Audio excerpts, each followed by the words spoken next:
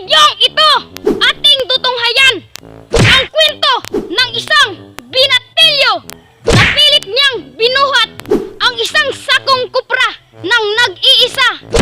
Kilala niyo ba kung sino siya? Siya, si Super DM, ang vlogger ng Masbate. Nag-trending ang kanyang video nung ipinatulpo niya ang masilko dahil sa hindi magandang serbisyo nito. At siya ay hinangaan dahil sa kanyang tapang at pagmamalasakit sa kanyang kababayan. At ang pangalawa niyang video na nag-viral, ito ay umabot ng 1 million views. Siya ay humiling sa ating Pangulo na ibalik ang biyay ng bus dahil naawa siya sa kanyang kababayan na nagrereklamo sa sobrang mahal ng pamasahe. Pero maraming nag-bash sa kanyang ginawang video dahil hinaluan niya ito ng pagbibiro sa Pangulo. Pero ayon pa niya, ginawa lang niya ito para magpasaya ng tao. Pero alam niyo ba kung bakit Super DM ang tawag sa kanya? Siya ay tinatawag na Super DM dahil sa kanyang kakaibang lakas. At nakita niyo naman, nung ipinatumba niya ang saging gamit ang kanyang kamao. At siya ay tinatawag na Super DM dahil siya ang nagsisilbing superhero sa kanyang pamilya. Nakita niyo naman, nung pilit niyang buhatin ang isang sakong kupra ng nag-iisa para sa kanyang pamilya. At dahil proud ako sa kanya, panoorin natin to.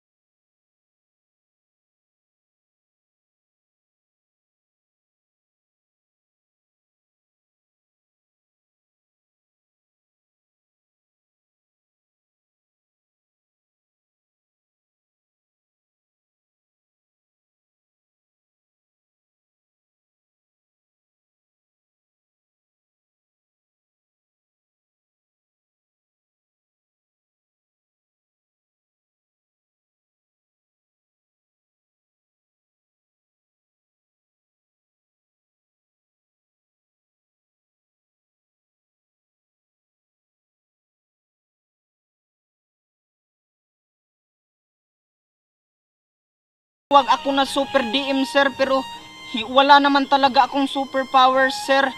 Nagtataka na nga lang din ako kasi nagawa ko yung buhatin ang isang sakong kupra ng nag-iisa.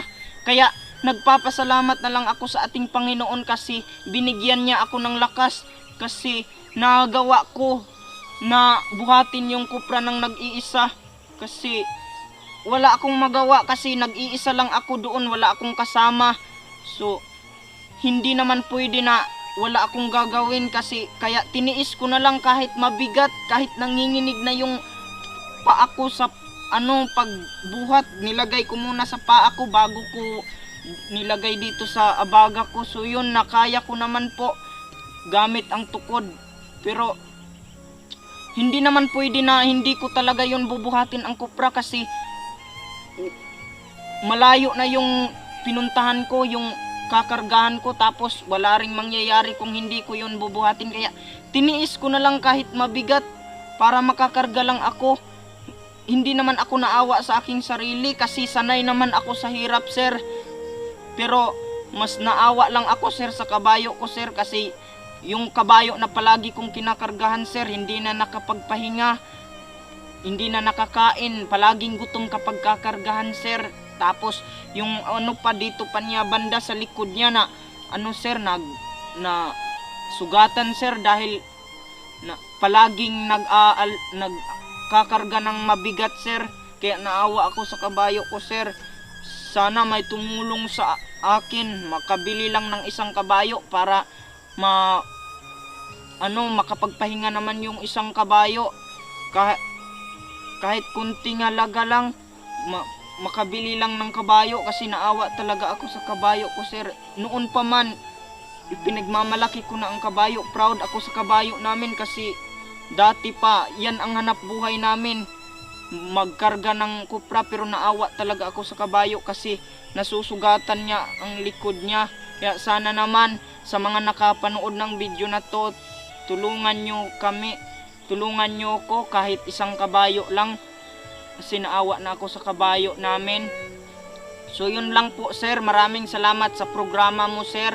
Sana mapaabot to sa maraming tao, sir. So yun mga ka-over, narinig nyo naman ang sabi ni Super DM.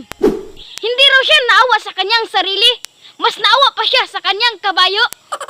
So ngayon, sa nais tumulong, tumulong na kayo. Kahit piso, malaking bagay na yun. Dahil kapag may 12,000 na tao na nag-ambag ng piso, makakabuo na tayo ng 12,000 pesos. At sa 12,000 na yun, makakabili na tayo ng kabayo. So ngayon, anong masasabi mo sa kwentong ito? Comment na gamit ang #over. So yun lang mga ka-over. Kung nagustuhan mo tong bidyong ito, mag-follow ka na sa aming Facebook page. At mag-subscribe ka na rin sa aming YouTube channel. And don't forget to click notification bell para updated ka sa mga gwapo!